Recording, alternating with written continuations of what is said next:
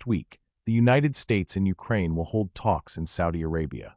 Ukrainian President Volodymyr Zelensky hopes these talks will be important and helpful. He wants to achieve a quick and lasting peace. Although Zelensky will be in Saudi Arabia, he won't directly participate in the talks.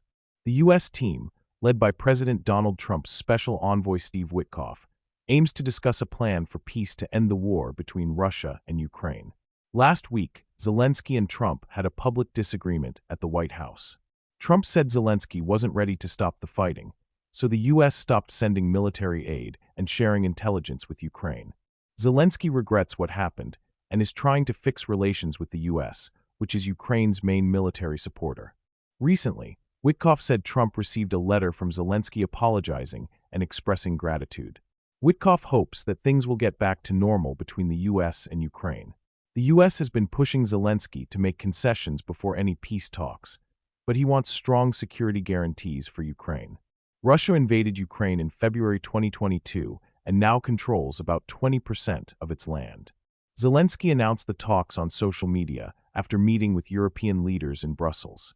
He said Ukraine has always wanted peace and that the war continues because of Russia.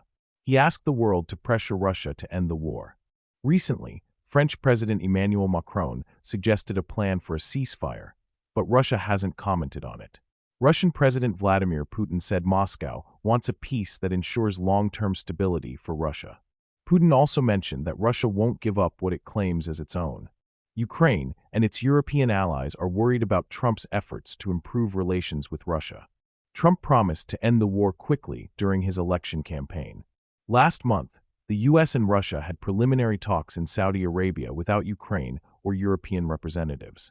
The U.S. stopped sending military aid to Ukraine to encourage Kyiv to cooperate with U.S.-led peace talks. However, it's not clear if the U.S. is putting similar pressure on Russia.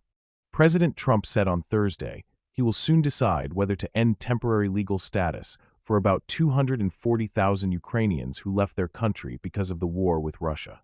This could be a big change from how President Biden welcomed Ukrainians and might lead to their quick deportation. Trump told reporters in the Oval Office, "We don't want to hurt anyone, especially not Ukrainians. I'm thinking about it. Some people think it's a good idea, others don't. I'll decide soon."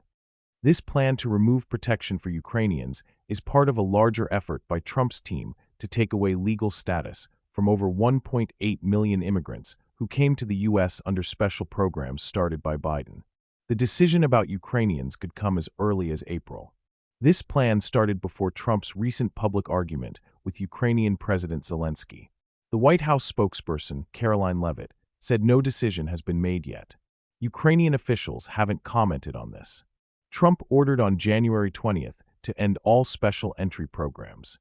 His team also plans to remove special status for about 530,000 people from Cuba, Haiti, Nicaragua, and Venezuela very soon. If immigrants lose their special status, they could be deported quickly. This fast deportation process can be used for 2 years after someone enters the country illegally. But for those who entered legally through official entry points, there's no time limit on how quickly they can be removed.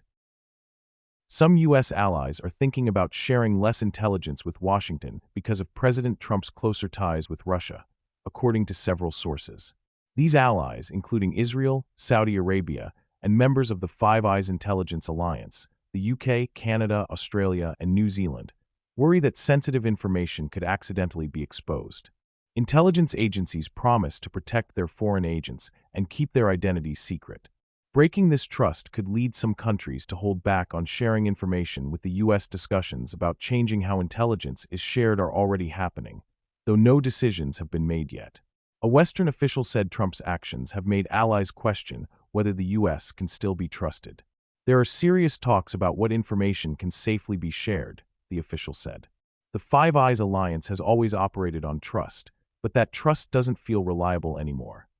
This review is part of a broader reassessment by U.S. allies of their relationships with Washington, including diplomacy, trade, military cooperation, and intelligence sharing. Allies are concerned that Trump's approach to Russia could lead to leaks or misuse of sensitive information. Former officials have also warned that Trump's administration might share critical details with Moscow. While no final decisions have been made, These discussions reflect growing unease among U.S. allies about the reliability of their partnership with Washington under Trump's leadership. Russian President Putin and other officials have said they will not make any concessions in peace talks with Ukraine, the U.S., or Europe. They also rejected the idea of a ceasefire. Putin stated that Russia needs a peace deal that suits its interests and ensures long-term stability. He emphasized the importance of unity within Russian society. Putin also said that Russia will not give up any territory it claims as its own, likely referring to the areas it illegally annexed in Ukraine. Foreign Minister Lavrov stated that Russia will reject any proposals to send European peacekeeping forces to Ukraine to enforce a ceasefire. He said Russia would see this as equivalent to a NATO deployment. Lavrov, and a spokesperson for the Russian Foreign Ministry, said that any proposal allowing Ukraine a respite on the front lines is unacceptable. This is a direct rejection of a suggestion that European countries should station troops in Ukraine to enforce any future peace agreement. Lavrov stated that any peace agreement must address the root causes of the war, including guarantees that NATO will stop expanding and threatening Russia. He has previously defined these root causes as NATO's expansion and Ukraine's alleged discrimination against ethnic Russians.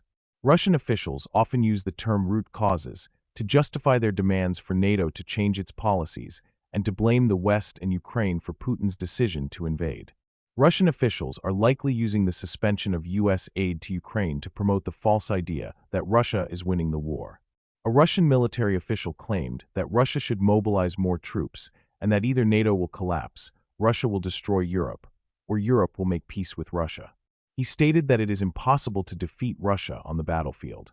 This narrative is likely intended to scare the U.S. and Europe into making concessions to Russia and to boost morale among Russian forces. The Kremlin has welcomed comments from a Trump administration official that mischaracterized the war as a proxy war between the U.S. and Russia. Russian media portrayed this as an admission that the U.S. is a participant in the war. Kremlin officials have used this proxy war narrative to justify the invasion and discourage Western support for Ukraine. Despite the rhetoric above from Russia, U.S. and Ukrainian delegations will conduct bilateral meetings in Saudi Arabia next week.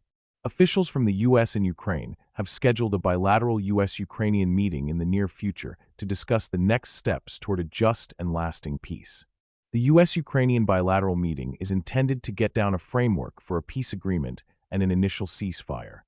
Ukrainian President Zelensky will meet with Saudi Crown Prince and Prime Minister Mohammed bin Salman, then his team will meet with U.S. officials. A U.S. envoy emphasized that the early 2022 Istanbul protocols are not a fair framework for negotiations between Russia and Ukraine and stated that the U.S. should develop something entirely new. The Istanbul protocols would require Ukraine to make significant concessions to Russia. Ukrainian opposition politicians have rejected the possibility of holding elections in Ukraine before the end of the war. The Ukrainian constitution prohibits holding elections during martial law, and the government cannot end martial law while Russia continues to attack. European countries continue to provide military assistance to Ukraine.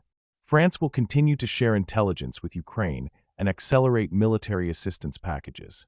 The Netherlands will reserve funds for Ukraine in 2026 and could use these funds in 2025 if necessary. The UK has announced a new contract to provide Ukraine with strike drones.